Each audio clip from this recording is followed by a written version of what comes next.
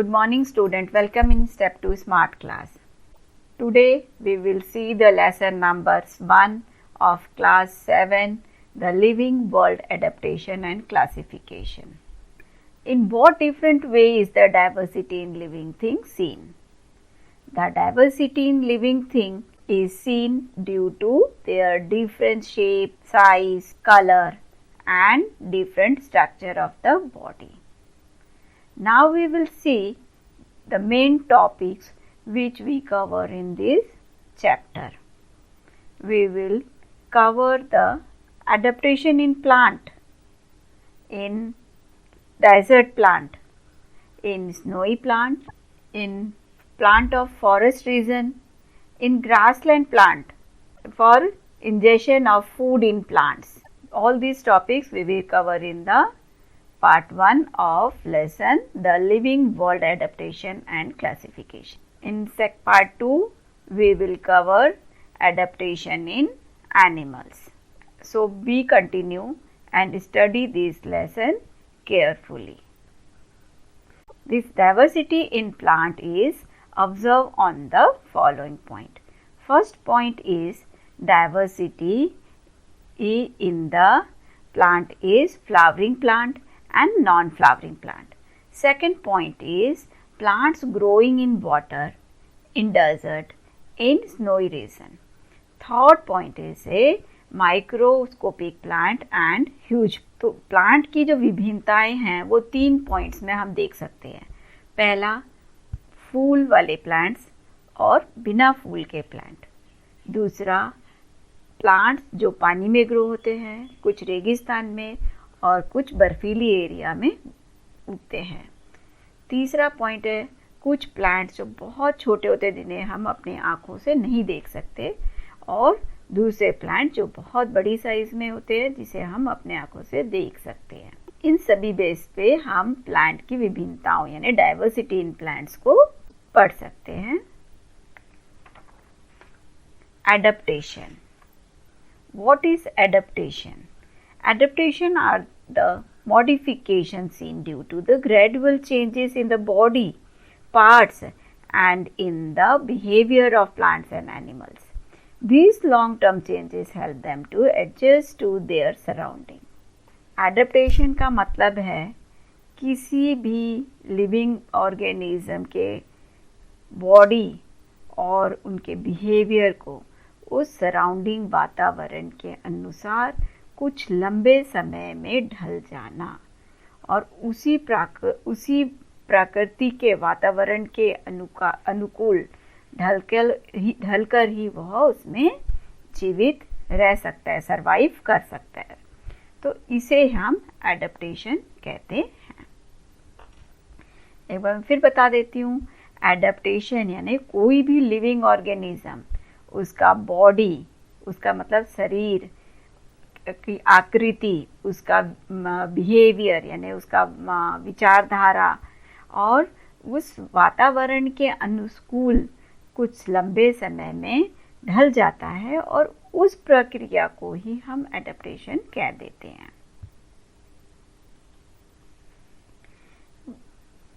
Now adaptation in plants. These we will cover topics: adaptation in aquatic plant, adaptation in desert plant, adaptation in plants of snowy region, adaptation in plant of forest region, adaptation in grassland plants, adaptation for ingestion of foods in plant. First we see adaptation in aquatic plant. These all aquatic plants are having some specific features like firmly rooted in a soil and submerged stem. Some plants entirely afloat with floating root, while some submerge in water. Second point, the stems and the petioles are soft, flexible leaves and flowers float on water. Some plants have thin ribbon-shaped slender leaves. This is an adaptation of without fast current of water.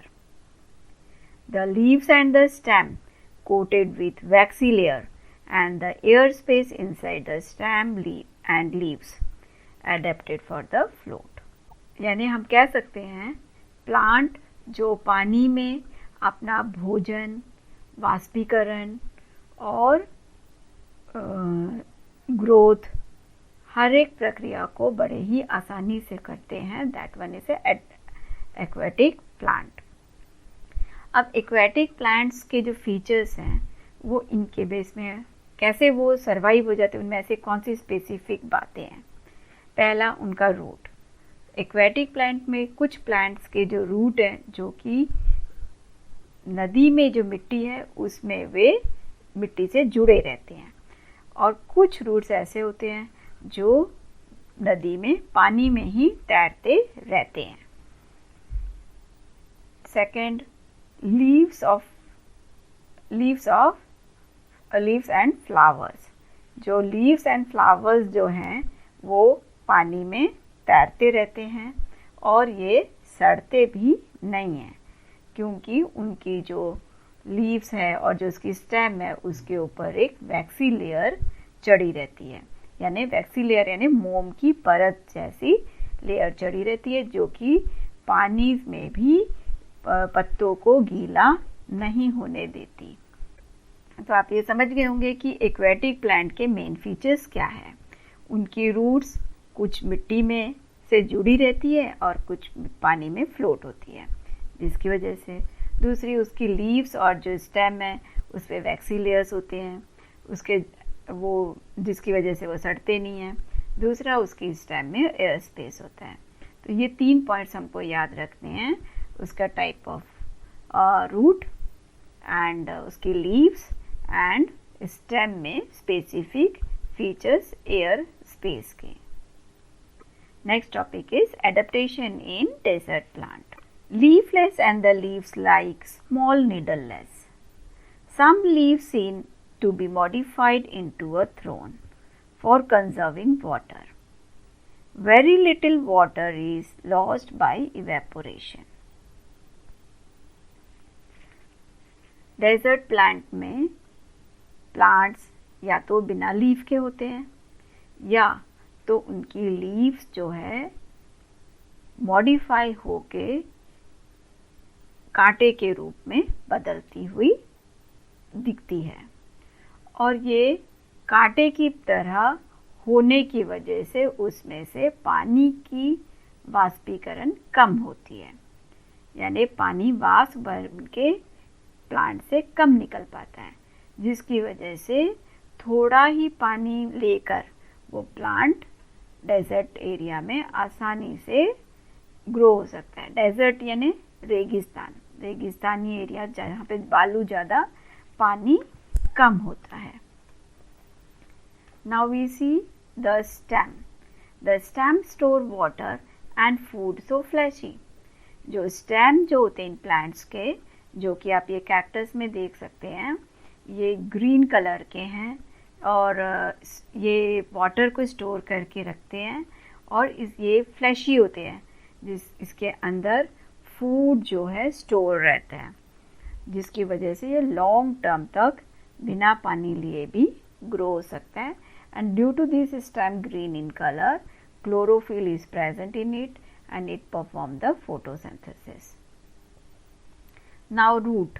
इनके जो root है, it's root is having a specific features like deeply penetrating root that search the water and thick layer of waxy substance on the stem. इनका जो root है वो नीचे गहराई तक जमीन में जाता है, जहाँ से वो खुद पानी जो है रूट के थ्रू एब्जॉर्ब कर लेता है। तो ऐसे प्लांट को ज़्यादा पानी देने की भी ज़रूरत नहीं पड़ती है और वो डेजर्ट एरिया में सरवाइव करता है। Then stem. स्टेम के ऊपर एक वैक्सी परत होती है जो कि पानी को कम से कम इवेपोरेट होने देती है, सो पानी की लॉसेस कम हो जाते हैं। Adaptation is snowy region. Conifer like Devdar and pine are seen in a snowy region. Trees are conical in shape with slopy branches. Due to heavy snowfall and extreme cold weather, such adaptations are seen. Conical shape prevent the accumulation of snow on the tree. Thick bark help the tree to withstand the cold. जो plant snowy reason में grow होते हैं ये कॉर्निफरस plant होते हैं. क्या होते हैं? जो प्लांट स्नोई रीजन में ग्रो होते हैं ये कॉर्निफर प्लांट्स होते हैं. इसका बेस्ट उदाहरण है देवदार एंड पाइन. ये जो प्लांट्स होते हैं ये कोनिकल शेप के होते हैं. आप पिक्चर देख सकते हैं. ये देवदार प्लांट का पिक्चर है जो कि कोनिकल शेप में है. कोनिकल शेप में प्लांट होते हैं और ये प्लांट हमें हाई एल्टीट्यूड एरिया में देखने को मिलता है. ड्यू टू कोनिकल शेप, ये कोनिकल शेप होने की वजह से ये अपने ऊपर जो गिरी हुई बर्फ को बड़ी आसानी से ज़मीन पे गिराने में सफल होता है, जिसकी वजह से बर्फ सालों उसके ऊपर नहीं दिख पाते हैं. इनकी बार्क जो है, बार्क यानी इस प्लांट की जो खाल वो मोटी होती है, जिसकी वजह से ये ठंडी को बर्दाश्त कर पाते हैं. Adaptation in plants of forest region. All diverse variety of plants, tree, shrubs and herb are seen in a forest. All the plants compete among themselves for sunlight. Trees grow tall to capture sunlight and climber and vine grow with support of the tree. Climber have adapted by having spring-like tendril with which they seek support from host tree. Plant जो forest region में रहते हैं, forest यानी जंगल, जहाँ पर बहुत सारे plant होते हैं. अब बहुत सारे प्लांट होने की वजह से सारे प्लांट को वहाँ सरवाइव करना डिफ़िकल्ट है, लेकिन प्लांट अपने आप को सेट करने के लिए कुछ अलग अलग प्रकार की वैरायटीज़ रखते हैं. जैसे कुछ प्लांट जिसको हम ट्री बोलते हैं, ये बहुत ही लंबा और बड़ा ग्रो होता है और जिसकी वजह से वो अपनी हाइट और लंबाई की वजह से वो आसानी से सनलाइट ले पाता है. अब जो क्रीपर है, क्लाइंबर, हर्ब, इन्हें भी सनलाइट की ज़रूरत है. उन्हें अगर जंगल में सरवाइव करना है तो उन्हें अकॉर्डिंगली अपने आकृति को डेवलप करना पड़ता है. तो जितने भी ट्री की हाइट के अनुसार उसकी सपोर्ट में उसके जितना ही वे ग्रो होते हैं. जैसे कि आपने देखा होगा जंगल में बहुत सारी लताएं ट्री के ऊपर आपको देखने को मिलती हैं और वो ट्री के ऊपर रहती हैं, ट्री के अंदर नहीं. जो ट्री के ऊपर होती हैं वो डायरेक्ट सनलाइट के थ्रू अपना फोटोसिंथेसिस के द्वारा फूड बनाती हैं. इन प्लांट्स को अपने आप को उस ट्री के साथ ग्रो करने के लिए एक स्प्रिंग लाइक टेंड्रिल होता है. ये स्प्रिंग लाइक टेंड्रिल से उस ट्री को सब पकड़ लेती है और पकड़ के उसके साथ ग्रो हो पाती है till the height of the tree. Now adaptation in grassland plant. Bushes and the grasses of diverse type are seen in a grassland. Soil erosion is prevented by the fibrous root of grassland. Very tall grasses are seen in the aquatic region. Animals like a tiger, elephant and deer take shelter in this region. Very short grasses grow in a cold region. Smaller animals like a rabbit are seen in such short grasses. Vast meadows are found in the plain and hilly area. Adaptation in grassland plants. यानी grassland जो plants हैं, यानी कि जिसे हम मिड्डो बोलते हैं, मैदानी एरिया जहाँ पे केवल हमें घास देखने के लिए मिलता है. तो यहाँ पे बुशेस एंड बिग ग्रासेस मिलते हैं बुशेस में हमें जैसे उदाहरण में आपको मिंट है, तुलसी है, इस टाइप के प्लांट्स, इस साइज के प्लांट्स जो है या हेजेस, ये यहाँ पे आसानी से ग्रो होते हुए दिखते हैं। और इन प्लांट्स की जो रूट है वो फाइब्रस रूट होती है, जिससे कि कम से कम सॉइल इरोशन हो सके। सॉइल इरोशन यानी मिट्टी एक जगह से दूसरी जगह कम जा सके, यानी कि मिट्टी को फाइब्रस रूट बहुत ही अच्छी तरीके से पकड़ के रखता है। और जो मिडो हमें हीली एंड प्लेन रीजन में आसानी से देखने को मिलते हैं। एनिमल्स जो है लाइक टाइगर, एलिफेंट, ये हमें बिग ग्रासेस वाली रीजन में आसानी से मिल जाते हैं, बिकॉज दे हाइड देमसेल्फ, क्योंकि वो आसानी से अपने आप को वहाँ छुपा सकते हैं। और जो छोटे एनिमल्स हैं जैसे रैबिट, डियर, ये हमें छोटी घास में भी, घास वाली मैदानी एरिया में देखने के लिए बड़ी आसानी से मिलते हैं। Adaptation for ingestion of food in plants. Most of plants are autotrophy. Some plants are parasitic. Example, Deodar coscuta, which is leafless and thus cannot perform the photosynthesis. There are historical route for sucking and absorbing nutrient from the host plant. It grow on a host plant. The fungi cannot perform photosynthesis as they lack chlorophyll. They obtain food from the starchy foodstuff. Root-like fibers are present in them for the absorption of food. Fourth, the plant like Drosera, in other words we can say sundew, Venus flytrap, pitcher plant, consume insect to fulfill their need for nitrogen. The plants in a nitrogen deficient are usually insectivorous plant.